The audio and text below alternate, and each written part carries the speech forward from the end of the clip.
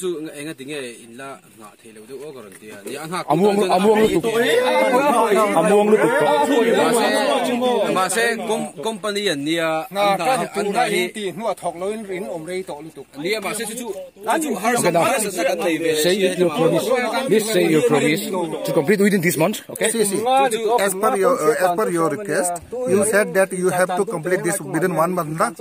This month. I mean May. End of May, na? Yeah, I mean May. This May. This May. Yes. We'll try to finish all these things, whatever we have discussed. We'll start from Saturday, second half. You can send your people to inspect the road. Okay. That's it, huh? nia chú cái mà đi anh phải là cần phun bốc là vâng, còn cái sự phong cảnh thì về lâu cái mà nên cần sự thì giải mà em cần thì phải cho hậu đi, chú ống gì nè, cho mipui lâu mà trăng khan này nghe bế sậy, đàn lệ đủ đàn cái này cho sôi là, tu nó trăng hiền nã trăng char sẽ là phù chiết mà hiền anh dùng hắn nghe tura này. Thế lại cũng sẽ lutuk cả hiền ngăn cản rei tổ lutuk, anh đi ngay chẳng tiếng. Tura kan VCP so yang hat. Hun tiam hit tu này hun tiam tu. Các ta po siam om lo wa. Tura hay le chen kan tiam kan le mà yang tu này hiền. Chu mi tu này hiền khol về kan ngay an thok ngay don ti. Xưa tập khol về lại bun lu ta ni lo cho. siam pui sai gan tip to. nắng mà ní đó chứ in siam thề lệ mấy chút tiêu in chia cho công ăn thì rồi cái cái là cái người cũng làm là thật đấyว่าให้ติดพูดแต่ให้เอาขี้ลำก้นได้แต่เป็นได้เนี่ยชัวร์ ไล่เดี๋ยวอันน่ะดังถกเราเองก็ดูได้อันน่ะดังถกเราเองนักตู้ก็จังอินกันกงที่ถกเจอจะเส้นโซ่มาจะถกเราเสียทีก็ไม่ได้ก็ดูได้เนี่ยข้าก็จูหันตัวกันเกี่ยวมอเตอร์ในห้องนักการมันจุดที่เราจนที่นรินกุดเล็กจากของตัวชัดอันเหลือที่ในเวสเได้กงเสียวมีได้ที่ตัวเล็กพวกเทแล้วมันนักสูงนั่นนั่งแล้วตัวระดับเล็กส่วนที่ไหนน่ะผมโดนหนูนะเจ้ากันเสียยันหอมจานตกลงหนูตัวพวกเฮียนอันหนาที่อันเจ้าถูกขัดตัวนี่ตัวพวกเฮียนที่อันเจ้าถูกขัดตัวที่ยังไงเนี่ยอัปทวนกันที่เมทัลอัตตบเลยอ่ะโม่กันที่ BC ที่ตัวเช่นขัดต่างที่อมเลยนี่ที่มีอัตตบยังไงเนี่ยอัตเช่นขัดที่อันติดเฉลี่ยเมกาที่อันเสียมเนี่ยอันโจชวนอันเจ้าถูกขัดตัวอัตตานี่ตัวจนไปวันเมซี่นั่นที่พอตัวนั้นจนอันเสียมดันตั้งปุยจูอับบุญตบตาขี้ตายมีเขียนอัดกิรวลตานี่เขียนขัดยังไงตัวเราข้ามไปวันเมซี่นั่นนี่ชวนไปวันเมซี่ขันเฮียนอารมณ์ต่างอ่ะหัวมาเฮียนหายว่าขันที่ขันปุ่นงอ่ะการถ้าจะงาที่ขันหัวโรลเลยนะโรลตัวบังที่ขันอารังเทียงเบรานิงาจังอันนี้ส่งมาโจทย์เวกันตัวมาจู่ตุนสตาร์เดย์เวลเฮียนเฮตารอนตาตุเฮียนจู่โปรแกรมแต่ผลเสียมได้ขโมจู่อารมณ์การสั่นประคับบอกสิ่งต่างนี่จู่ตัวน่ะเฮียนกันน่ะเฮียจะถูกขัดตัววางเงินมาหลักจนตุ่มที่นั่น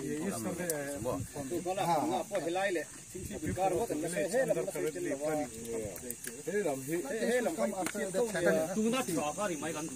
เนี่ยไอ้ตัวดูว่าเขาเรียกว่าใส่ดูตั้งสีดำเนี่ยเขาชื่อว่าไอ้ที่ใส่ตั้งโดนได้เสียมไม่ดูเสียมเลยไม่ดูเนี่ยมัดซ้ำจู่เนี่ยเราได้เฉลี่ยคนว่าเสียมเลยเสียไม่ดูเนี่ยฮะยินอมเราหนัวไอ้เฮ็ดตีไล่หมดคั่วเขาอยู่นั่นกันได้เชียดแต่เขาจู่กันไปใส่บกเราเสียวะเนี่ยมูมาเจ้าให้กินตัวเล็กก็ซื้อมาหันเองเลยอู้ละจุกมาอย่างมุ่งที่ว่าที่เด็ดเลยนะเด็ดเลยนะพันเชียงมีลายอันนี้อันนี้ดูนะการขนข้าวแล้วงั้นขนข้าวเราผู้ที่ได้เนี่ยนักดูกับพวกกันเลย and then we will stop continuously not to stop all that time because we don't have any more video kan ada no hey video hen oi tiam ti ri da ha ha so te ready or on in tiam cái này mà cái này đàn đấy mấy cái lâu xuyên ngay thì em in tiam này tiam nó có ông gì ông chính cái tiam cái tiam tôi agreement bộ mấy tuổi rồi mình sẽ muốn tổ ta này chuan ăn sôi tôm na ngay ula chúng mình huna là cái chuan we said you said that you have to complete within 1 month. Then you said up to in sôi tiam là hi chúng là sáng ngay về là cái tin này then you said cái mà phải chú nắng này có con within this month. this month cái pok tham muang lam tilawi ang kaldon lo asan tu na hian Mizoram bypass If all these i things aizol bypass will ku complete khoile tum within ta 10 ni days. na jon khubi kun khoile chun kan chu san don lo extra. sima engti zo End ba up in mipui thin dem eng lo ka an tong ngam don lo an siam eng from don Saturday mani second am half boss from bara onward, bala you siam can eng see ti the ni our khat progress eng on. na ron tia an siam don ti hi ka On chem that ba khan time, chu we request you kalau ring ve a amai chuna an hak tu ta chuna shom don ti ka thau ta the vehicle amai ro chu an ti nge do na an in soi thiam la ang zong zong hi tu na po hian if they are working over there, there is no tun space to Saturday pass. lo tu ni lo tu ra chang nge hian an chan do na That time, chu in lo hak a la ti lo chau ni because Saturday second half. Reason chu mi tal chu lo because our arai to ti jo ko shei pon bo a chi pin thak ti jo shei kan kwa eng lo Then they will take komponi sia ka ji from the amai ro chu trailer, ani soi ti will la arrange la trailer because they will not move on the road. ni chu They will come with the trailer Saturday. chu mi an la Second half. ni chu kha den du You can visit. You can say. You mean that right from chú anh à cái mà ở đâu in tí dễ là cái mà anh ấy sống nó thấy cần tua số thiên bộ mà tao yên ôm lộ cho cần cal thấy lộ thế mà cho nó hak tu ta har sa an ti lo ni chuan an ti lo ni ro chu tu mi ang hian in eng lo la om to lo ti la ti kha chi anh mà hay cắn thọc lô này cho anh mipui luôn chìm xa cái mà anh bom nó luôn khơi mấy rồi tế po ăn nụn nó tế po hi uy lô khop in thì trong về sẽ là thiếu tỷ chhet lệ em không ba cả ama po hi hậu tu bé rồi cho ăn phù này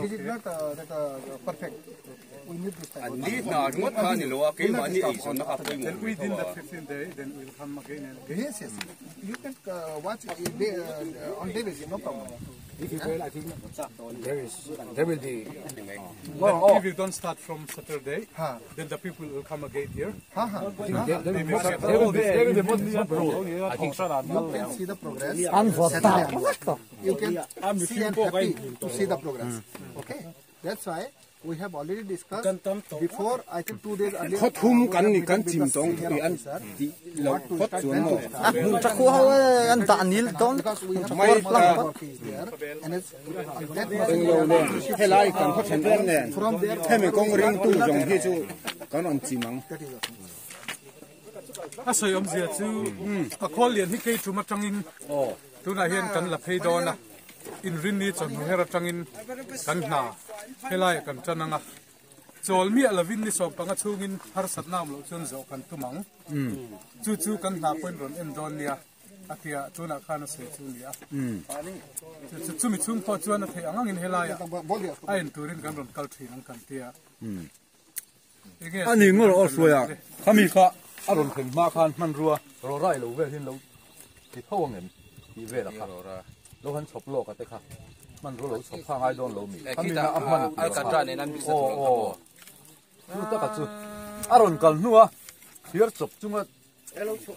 what they are asking right now is do we have any enough stock to make the premium and all that. Yes, we have already that. See, we have that quarry where extracting that things. Okay. Whenever we today you can see we are that extracting this thing, boulder. We are felling down. So it means that before Saturday everything must be sifted over there. Yes. They will continue now. What they are will afraid, shift it. what they are afraid is, for example, today Saturday, if they are going to start the work there, and they are afraid that the company vehicle will go there again to do the sifting of the ore. We Before starting itself, all the material will be sifted there. Yeah. That's why we said Saturday, na.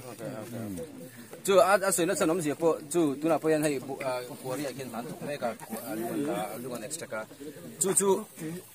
I kan tran main Saturday ma chuan he ho song hi kan in thiar rong ke ni pon chu program kan nei dan ni ti ma ni pon mo man ro chop ve la mo an ma ni bokha an tan thei don lo chiang paver om chuan in rianga paver chu aliana again in kongpui khi au chho vek don eng ma ka tan thei don lo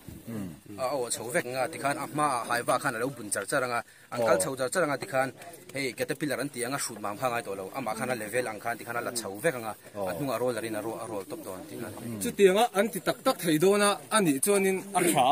tuna hen kan hrak leng mo a hrak le the se e tuna in soidan tura chuan in tilawani chuan Puta sei zawh ra puta. chu last warning anga niang Last warning. tuna mi last warning chu mi ni lo chen kai In sei anga ingnom to lo chuanin a pui to don te mai nia. katam pon nuam big lo ni se lo chuan til khen khalo se an nuam big lo katam po atir te tanga yen agreement exang e kan se to an nuam ko lo ni katam po chuan tu chunga chuan Saturday a yen be ba ko me si lo wa kan lo ni chuan khen kha lo don lo an ko ba khan ni di ba ka so fa da I think you should not come today you should come Saturday then you can see the progress na then it is also the village request that just before starting your walk from there then you have to do the pothole refilling here